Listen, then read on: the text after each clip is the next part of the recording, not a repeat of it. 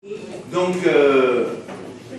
si vous voulez bien que j'aborde maintenant les questions précises qui ont été soulevées et qui me concernent. Donc, j'ai indiqué dans le livre Triple A que j'ai offert à Bruno Coleman qu'il était logique d'ouvrir le débat sur la sortie de l'euro. Vous entendez? Ouvrir le débat sur la sortie de l'euro. Ce n'est pas correct d'en déduire que celui qui a écrit ça est pour la sortie de l'euro. Il n'y a pas une phrase qui étaye cette affirmation dans le livre. Et donc, ouvrir un débat, c'est faire preuve d'ouverture d'esprit quand une série de partenaires veulent un débat sur cette question-là, parce que c'est un débat qui est réellement posé et il faut l'avoir. 2. On répond à la question de notre ami sur l'Espagne. Il dit effectivement que la dette publique de l'Espagne était faible. C'était 60% du produit intérieur brut. Aujourd'hui encore, la dette publique de l'Espagne, c'est 18% des dettes totales en Espagne. Je ne suis pas d'accord avec la réponse de Bruno Coleman, qui dit l'Espagne, c'est un autre cas, c'est la crise de l'immobilier qui n'a pas à voir avec la crise bancaire. Les États-Unis, c'est la crise de l'immobilier avec une crise bancaire. L'Irlande, c'est la crise de l'immobilier avec une crise bancaire. La Grande-Bretagne, c'est la crise de l'immobilier et une crise bancaire. L'Espagne, c'est la crise de l'immobilier et une crise bancaire. Ça, c'est les simples faits. Et les faits sont plus têtus que des lords, c'est bien connu. 3e point. On m'a répondu, et j'entends bien votre réponse, monsieur, sur la Banque centrale. Okay? J'ai dit, les constructeurs de la zone euro ont prévu des traités pour interdire à la Banque centrale européenne et aux banques nationales des pays membres de la zone euro de prêter aux États membres. Vous me répondez avec un argument qu'on peut recevoir, je le reçois, ok? Vous me dites, vous ne pouvez pas comparer la Californie. La Californie n'est pas un État souverain.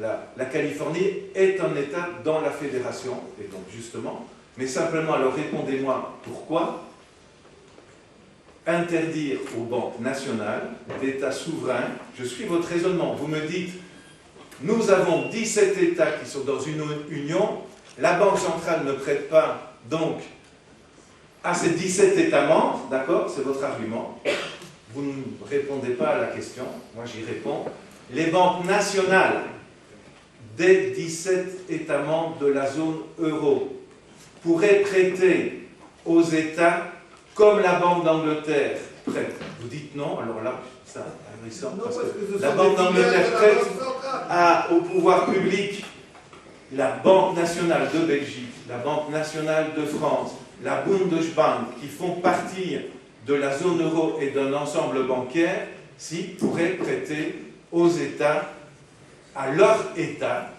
et cela permettrait ce qu'on appelle monétiser la dette, comme la Banque d'Angleterre le fait avec le Trésor britannique et comme la Réserve fédérale des États-Unis le fait avec le Trésor des États-Unis. Donc, je trouve que moi, je pense que ce que vous dites n'est pas faux, d'accord? Je reconnais un point dans votre argumentation.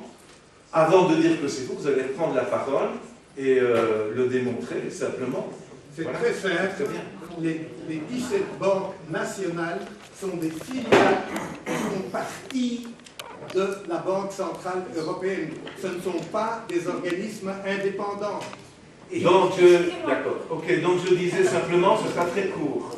Les constructeurs de la zone euro ont défini la zone euro d'une manière telle qu'on a octroyé le monopole du prêt au pouvoir public, on l'a octroyé aux banques privées. C'est ça que j'ai dit.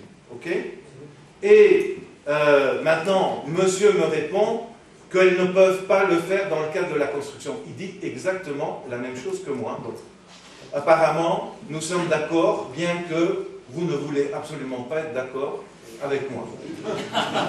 Bien. Ici, madame demande bien savoir si les 17 États, justement, c'est qui met son argent dans la Banque centrale européenne? C'est les États ou c'est des gens privés? Parce que, justement, et pour répondre à monsieur, en Grèce, on croyait que la Banque nationale grecque, elle était nationale, et au milieu de la crise maintenant, tout le monde, tous les Grecs apprennent que non, pas du tout, elle est privée. Donc, qui met l'argent à la Banque centrale européenne? La Banque nationale. J'aimerais bien savoir. On va prendre d'autres questions, s'il vous plaît. Oui, mais la banque, c'est quoi? Les banques nationales, excusez-moi, vous avez compris ma question? Oui, écoutez, Moi, j'aimerais bien en fait vous poser un petit peu dans votre tranchement et vous répondiez à la question de M. Toussaint concernant les banques et leur comportement à partir de 2007-2008 et pourquoi est-ce qu'on va continuer à suivre la même ligne de conduite. Parce que bon, moi je suis scientifique et pas économiste, c'est parler de tableau, de PDF, de l'USB, etc. Quand on est scientifique, on fait une expérience, si ça explose, bah, c'est lui qui le prend dans la gueule.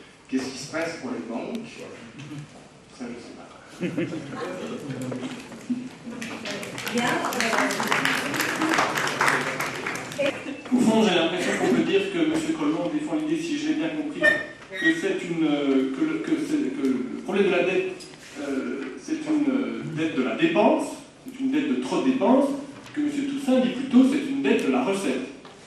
C'est le genre de choses qui, me semble-t-il, doit pouvoir s'objectiver, plus ou moins, comment l'un et l'autre arrivez-vous à le faire. La deuxième chose, M. Coleman, vous avez dit, la Banque centrale prête à 1% aux banques privées qui retraitent à plus 2, 4, etc. Et vous avez dit c'est normal qu'elles fassent cette plus-value parce que c'est important pour leur rentabilité. Et donc il y a là un transfert d'argent public du contribuable vers de l'argent qui devient privé. Et c'est normal pour... moi je ne suis pas économiste, c'est vrai que je ne comprends pas pourquoi c'est normal. La question s'adresse à Éric Toussaint. Dans ton exposé, tu as dit deux choses. Tu as critiqué ce qui a été fait et tu as expliqué ce qu'il aurait fallu faire.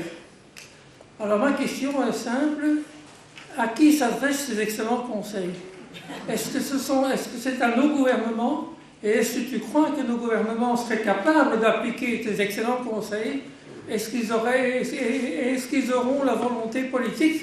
Ou est-ce que peut-être sont-ils brimés, liés par quelques obligations qui les empêcheraient d'utiliser de bons conseils et d'appliquer la mauvaise politique?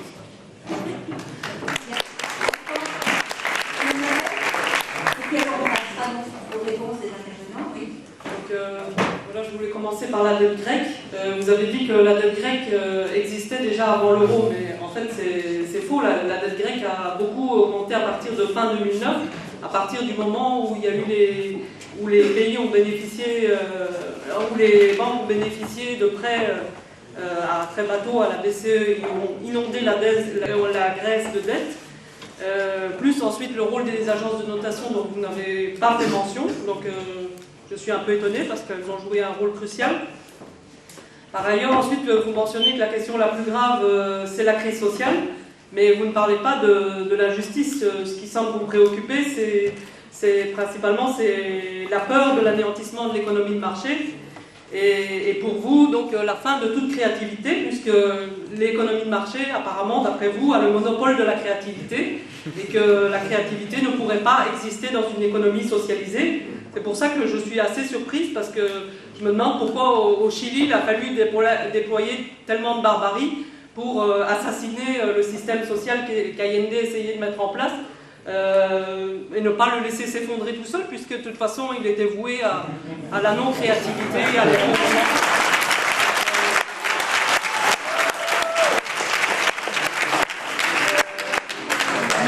Il y a d'autres cas où l'État aussi est intervenu, donc vous auriez préconisé que l'État s'abstienne, mais à la suite de la crise du sud-est asiatique, la Malaisie n'a pas suivi la voie préconisée par le FMI et est intervenue pour éviter des problèmes plus graves, et c'est le pays qui s'en est le mieux sorti dans la crise par rapport à ses voisins comme l'Indonésie, etc., qui ont obéi au doigt et à la lettre au Fonds monétaire. Ensuite, vous dites que l'actionnariat privé, donc j'ai été assez surprise quand même de vous entendre aller jusque-là, que l'actionnariat privé serait donc tout à fait philanthrope, enfin c'est comme ça qu'il faut le comprendre, en tout cas que tout au moins leurs profits vont avoir des conséquences défavorables. Alors on revient un peu au théorème de Schmitt dans les années 70. Donc ce théorème disait que les profits d'aujourd'hui c'était les investissements de demain et les emplois d'après-demain, mais il me semble que la réalité a largement contredit ce théorème. Donc la philanthropie dont vous parlez, enfin, au moins le fait que si on prive les actionnaires de faire des profits, ça va avoir des conséquences désagréables, il me semble que ça ne tient pas vraiment la route, quoi. Merci. Donc voilà. Nous avons pris 5 nouveaux lots de questions. On repasse la parole aux 2 intervenants et nous prendrons à la suite de nouveau 5 questions. Monsieur Conan, vous voulez nous répondre? D'abord, je ne vais pas rentrer dans les références historiques à IND, il y a beaucoup de gens empire, c'est pas le propos aussi, mais en tout cas, il y a juste le partage avec vous, c'est cette inquiétude profonde, d'ailleurs je l'ai écrit sur mon blog, que vous pouvez trouver sur l'écho, cette inquiétude profonde que j'ai sur le choc social qui va toucher nos sociétés et qui sera un choc déstructurant. Et je le disais d'ailleurs dans un texte que j'ai placé ce matin en ligne, que je m'attendais à un mai 68 socio-économique assez violent. Et ce qui se passe maintenant en Europe m'inquiète. Pour moi, le problème, c'est que tout casser en tant que tel n'apporte pas de solution. Et donc, j'ai cette perception, je crois, comme vous, du choc social qui peut arriver.